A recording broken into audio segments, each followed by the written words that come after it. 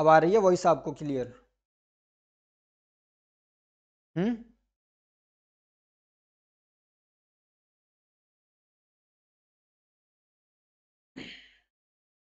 अब voice clear आ रही है आपको? जल्दी से कमेंट कर दीजिए, जो लोग लाइव देख रहे हैं यूट्यूब पे वो भी बता दें।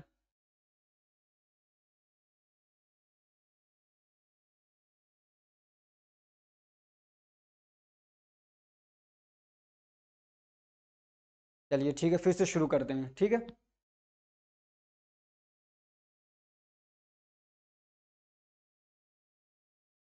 चलिए, तो आज हम लोग पढ़ेंगे इन्फ्लामेटरी बावल डिसीज। ये हम लोग पढ़ रहे हैं थेरापेटिक का चैप्टर नंबर 6 है, पार्ट 3 है, ठीक है। तो आपको इसमें पढ़ना क्या है? Inflammatory bowel disease. अब ये इन्फ्लामेटरी बावल डिसीज क्या है? तो ये हमारे जीआईटी की एक दिक्कत है, प्रॉब्लम है, समझ रहे हैं? जो हमारा जीआईटी है, गैस्ट्रोइंटेस्टाइनल ट्रैक्ट है, उसके अंदर की एक बीमारी है। तो इसमें होता क्या है कि इन्फ्लामेशन हो जाता है, समझ रहे हैं? इन्फ्लामेशन होता है मतलब सूजन वगैरह हो जाता है। इन्फ्लामेशन का मतलब होता है सूजन, ठीक है। तो इन्फ्लामेशन जब होगा तो उसमें जब क्या कहते हैं, सूजन भी होता है, उसमें दर्द भी होता है, रेडनेस हो जाता है उस एरिया के अंदर। उस जो पार्ट पे जिसमें इन्फ्लामेशन हुआ है उनका फंक्शन भी ब्रेक डाउन हो जाता है, समझ रहे हैं? उसके अलावा दर्द भी होता है। तो ये कई सारी चीज़ें, वो एरिया रेड हो जाता है। तो ये कई सारी चीज़ें होती है इन्फ्लामेशन के अंदर, ठीक है। तो अब ये क्या कहते हैं, इन्फ्लामेटरी बावल डिसीज क्या है? तो the prolonged inflammation of GIT is called IBD. ये कह रहे हैं कि अगर जीआईटी के अंदर लंबे समय तक, प्रोलोंग्ड मतलब लंबे समय तक, ठीक है ना, लंबे समय तक इन्फ्लामेशन अगर बना रहता है जीआईटी के अंदर, खास तौर से हमारे इंटेस्टाइन्स के अंदर, ठीक है ना, चाहे स्मॉल हो चाहे लार्ज इंटेस्टाइन हो, तो उसको हम लोग बोलते हैं इन्फ्लामेटरी बावल डिसीज, ठीक है। अब इसके टाइप आपके सिलेबस में दिया है, इन्फ्लामेटरी बावल डिसीज के आगे उन्होंने कॉमा लगा के, सॉरी क्या कहते हैं, ब्रैकेट में दो बीमारियों को मेंशन किया है। एक दिया है क्रोहन्स डिसीज, इसको क्रोन डिसीज भी बोलते हैं। दूसरा क्या है? Ulcerative colitis. तो इन दोनों में थोड़ा सा फर्क है, ठीक है ना। ये दोनों क्या है? ये क्रॉन्स डिसीज और अल्सरेटिव कोलाइटिस दोनों आते हैं इन्फ्लामेटरी बावल डिसीज के अंदर। तो दोनों में थोड़ा सा फर्क है। तो क्रॉन्स डिसीज क्या है? If there is an inflammation in intestine is it is called Crohn's disease. ये कह रहे हैं कि अगर इन्फ्लामेशन है, सिर्फ इन्फ्लामेशन है, अल्सरेशन नहीं है, समझ रहे, उसमें जख्म नहीं है, घाव नहीं है, सिर्फ क्या कहते हैं, इन्फ्लामेशन है, सूजन है इंटेस्टाइन के अंदर, तो उसको बोलते हैं क्रोन्स डिसीज, ठीक है। और अगर उसी में क्या कहते हैं, इन्फ्लामेशन भी है और अल्सरेशन भी है, और खास तौर से कहाँ पे? हमारे लार्ज इंटेस्टाइन के अंदर। अगर हमारे लार्ज इंटेस्टाइन के अंदर इन्फ्लामेशन भी है और अल्सरेशन भी है, अल्सरेशन का मतलब होता है जख्म, घाव, चोट, समझ रहे हैं? दोनों है लार्ज इंटेस्टाइन के अंदर खास तौर से, तो उसको बोलते हैं अल्सरेटिव कोलाइटिस, ठीक है। समझ में आ गया आपको? क्या बोलते हैं उसको? अल्सरेटिव कोलाइटिस बोलते हैं। तो ये दो चीज़ें आपको समझ में आ गई कि एक है आपका क्रोन्स डिसीज, दूसरा है अल्सरेटिव कोलाइटिस। तो दोनों क्या है? ये आईबीडी है, इन्फ्लामेटरी बावल डिसीज है। लेकिन अगर सिर्फ इन्फ्लामेशन है तो उसको बोलते हैं क्रॉन्स डिसीज, और अगर साथ में इन्फ्लामेशन भी है और क्या कहते हैं, जख्म भी है, अल्सर भी है, तो उसको बोलते हैं अल्सरेटिव कोलाइटिस। अब इसकी एटियोलॉजी क्या है? तो इसका जो एग्जैक्ट कॉज है वो हमें पता नहीं है, एग्जैक्ट जो रीजन है वो हमें मालूम नहीं है, समझ रहे हैं ना। अलग अलग क्या कहते हैं, अलग अलग रीजंस हो सकते हैं, तो कुछ फैक्टर्स हैं वो हम यहाँ पे डिस्कस करेंगे। एग्जैक्ट कॉज नहीं मालूम है। तो एक बड़ा कॉज है ऑटो इम्यून डिसऑर्डर। अब ये ऑटो इम्यून डिसऑर्डर कई बार आपके सामने आ चुका है, यानी हमारी बॉडी का ही सिस्टम, इम्यून सिस्टम हमारे ही बॉडी के सेल पे अटैक करने लगता है, तो वो होता है ऑटो इम्यून डिसऑर्डर, ठीक है। उसके अलावा क्या है? जेनेटिक फैक्टर भी हो सकते हैं, समझ रहे हैं? जेनेटिक फैक्टर भी हो सकते हैं, यानी बाप दादा से कोई जीन में दिक्कत है वो आ गया उसके अंदर, तो वहां से भी दिक्कत हो सकती है। इसके अलावा क्या है? बैक्टीरिया और वायरसेस भी क्या है, प्रॉब्लम कर सकते हैं, इनकी वजह से इन्हें इन्फेक्शन करते हैं। इन्फेक्शन के बाद क्या होता है? इन्फ्लामेशन हो जाता है। तो इन्फ्लामेशन तो ही ये बीमारी है, इसमें इन्फ्लामेशन हो गया, तो बैक्टीरिया और वायरस भी ये बीमारी कर सकते हैं। उसके अलावा क्या, कुछ इन्वायरमेंटल फैक्टर भी हो सकते हैं, यानी बाहर से कोई चीज़ें हम लोग यूज़ कर रहे हैं, समझे? जैसे कि मान लीजिए स्मोकिंग हो गया, अल्कोहल हो गया, या कुछ खाने ऐसे हैं, जैसे कि मान लीजिए बहुत ज़्यादा स्पाइसी खाना हो गया, बहुत मिर्च वाले खाने खा रहा कोई, समझ रहा है? या कोई खाना ऐसा जो बहुत ज़्यादा एसिडिक है, तो उसकी वजह से भी ऐसा दिक्कत हो सकती है। या ओरल कॉन्ट्रासेप्टिव्स हैं, उनकी वजह से भी ये दिक्कत हो सकती है। ये जो क्या कहते हैं, इन्फ्लामेटरी बावल डिसीज है, ठीक है। अब इसकी पैथोजेनेसिस क्या है? तो पैथोजेनेसिस में कोई भी फैक्टर, मतलब आपने जो ऊपर फैक्टर पढ़े, मान लीजिए ऑटो इम्यून डिसऑर्डर है तो उसको ले लेंगे, ठीक है।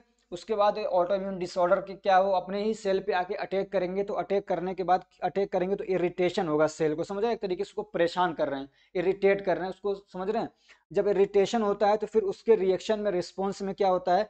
इन्फ्लामेशन हो जाता है, जो लंबे समय तक सेल में इरिटेशन होता रहता है। अब ये कहाँ के सेल हैं, हमारे इंटेस्टाइन के सेल हैं, ठीक है ना।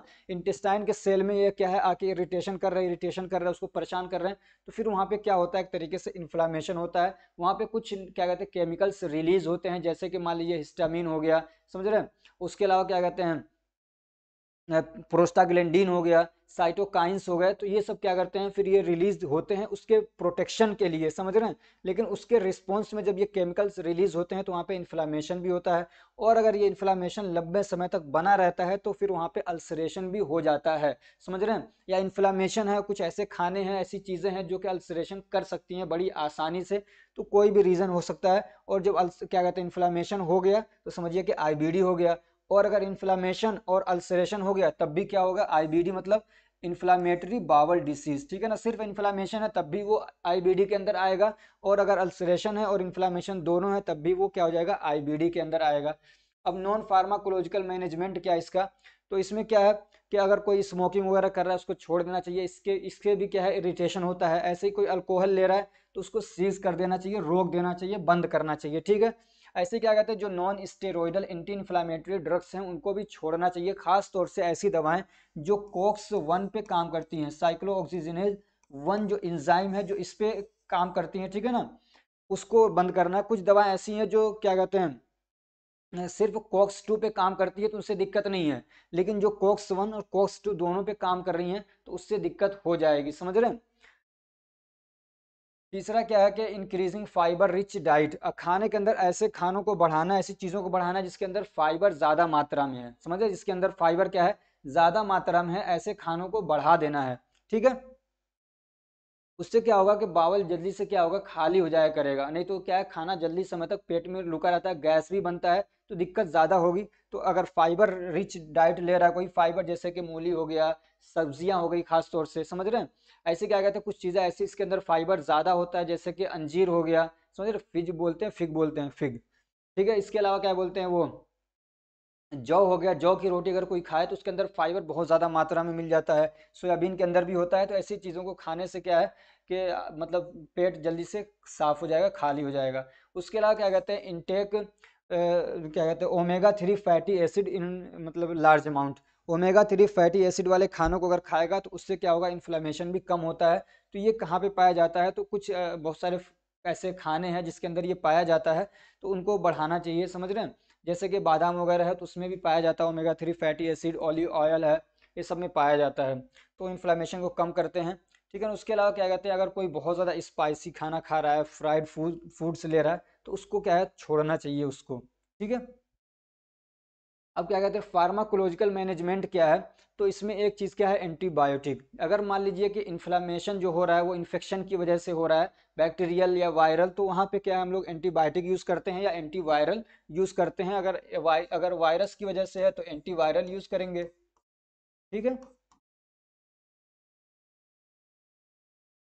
अब ये कौन से एंटीबायोटिक्स वगैरह यूज़ होती हैं, तो जैसे कि मान लीजिए एंटीबायोटिक में मेट्रोनिडाजोल हो गया, अल्बेंडाजोल हो गया, ठीक है, इस टाइप की चीज़ें। ऐसे ही क्या कहते हैं, सिप्रोफ्लोक्सासिन और फ्लोक्सासिन, ये सब यूज़ कर सकते हैं, ठीक है ना। एजिथ्रोमाइसिन, क्लोरामफेनिकोल, ये सब यूज़ कर सकते हैं। उसके अलावा क्या कहते हैं, एंटी इन्फ्लामेटरी ड्रग्स वगैरह देंगे, समझ रहे हैं। तो जैसे कि मान लीजिए एंटी इन्फ्लामेटरी ड्रग्स में नॉन स्टेरॉयडल भी आती हैं, तो उसमें वो वाली दवाएं नहीं देंगे जो कॉक्स वन कॉक्स टू दोनों पे काम करती हैं। सिर्फ वो वाली दे सकते हैं जो सिर्फ कॉक्स टू पे काम करती हैं। उसके अलावा क्या है, स्टेरॉयड दे देंगे, तो ये भी क्या है, इन्फ्लामेशन को कम करते हैं। स्टेरॉयड होते हैं जैसे कि क्या कहते हैं, डेक्सामेथासोन हो गया, ठीक है।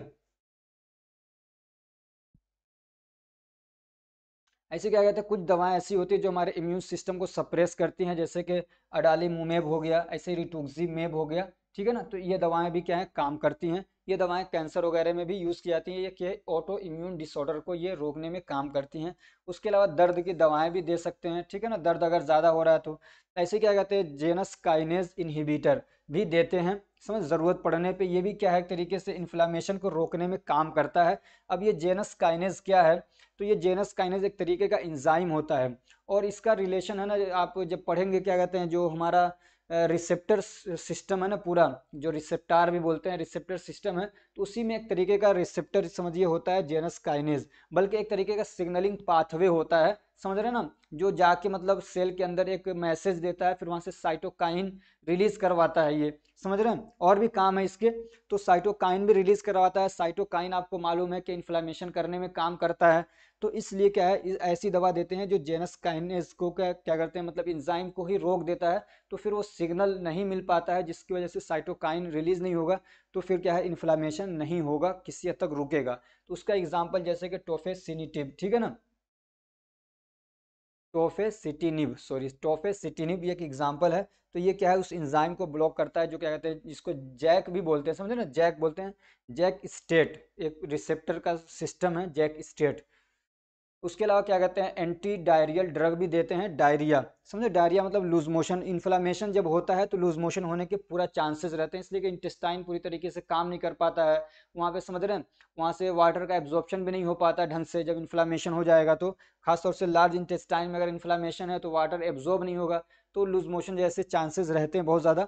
तो ऐसी कंडीशन में लोपेरामाइड भी काम करता है। और अगर ये क्या कहते हैं, लूज मोशन वगैरह इन्फ्लामेशन की इन्फेक्शन की वजह से हो रहा है, तो क्या कहते हैं, उसमें एंटीबायोटिक वगैरह देते हैं, जैसे कि मेट्रोजिल वगैरह, तो वो काम करते हैं, ठीक है। तो ये आपका जो चैप्टर था यहीं पे कंप्लीट हो रहा है। तो ये आपका जो चैप्टर नंबर क्या कहते हैं 6 था, ये कंप्लीट हो गया है। नेक्स्ट चैप्टर हम लोग पढ़ेंगे अब हिमेटोलॉजिकल डिसऑर्डर। अगर इसमें आपको कुछ समझ में नहीं आया, कुछ पूछना है तो पूछ सकते हैं, ठीक है।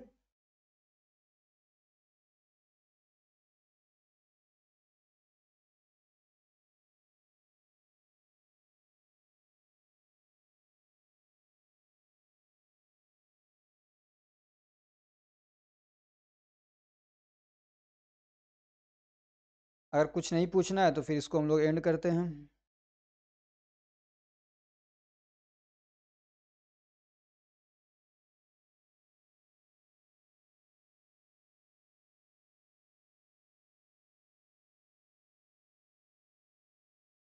चलिए ठीक है।